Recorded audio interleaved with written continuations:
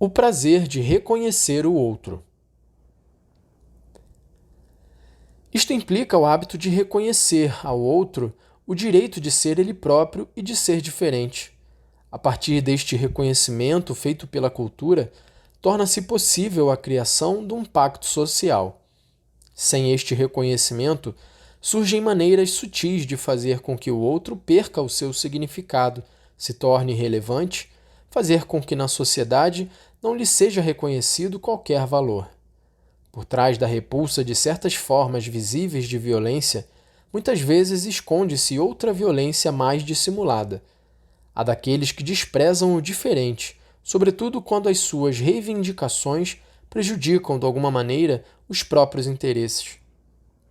Quando uma parte da sociedade pretende apropriar-se de tudo aquilo que o mundo oferece, como se os pobres não existissem, virá um momento em que isso terá as suas consequências.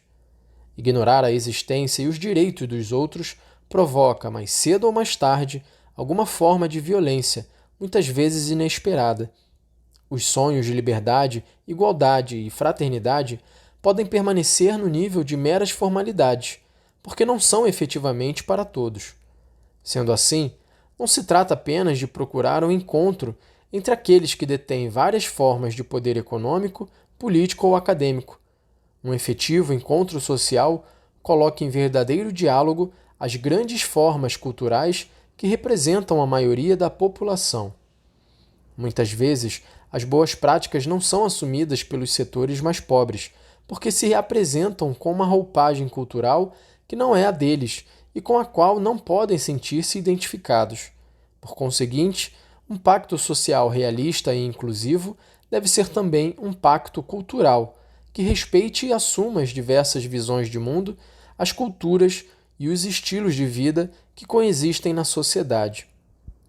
Por exemplo, os povos nativos não são contra o progresso, embora tenham uma ideia diferente de progresso, frequentemente mais humanista que a da cultura moderna dos povos desenvolvidos.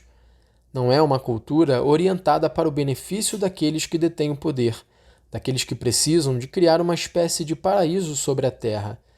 A intolerância e o desprezo perante as culturas populares indígenas são uma verdadeira forma de violência, própria dos especialistas em ética sem bondade que vivem julgando os outros.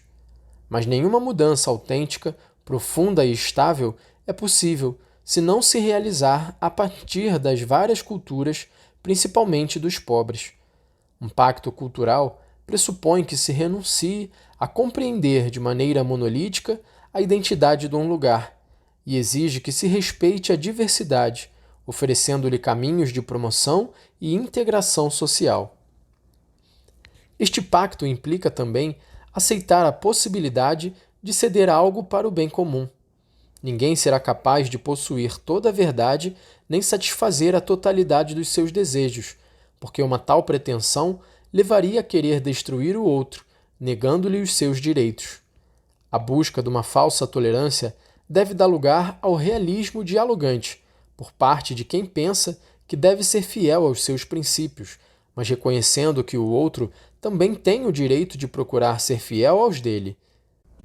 Tal é o autêntico reconhecimento do outro que só o amor torna possível e que significa colocar-se no lugar do outro para descobrir o que há de autêntico, ou pelo menos de compreensível, no meio das suas motivações e interesses.